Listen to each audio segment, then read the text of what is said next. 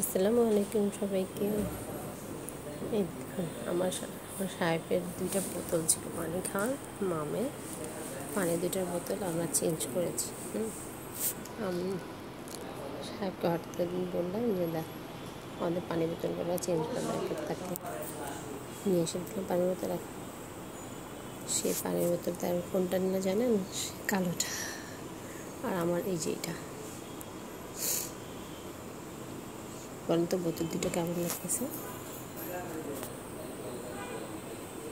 এখন পানির বোতলগুলো দেখতে ভালোই লাগতেছে।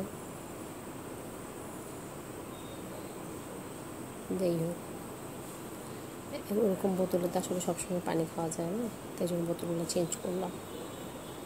যে দেখ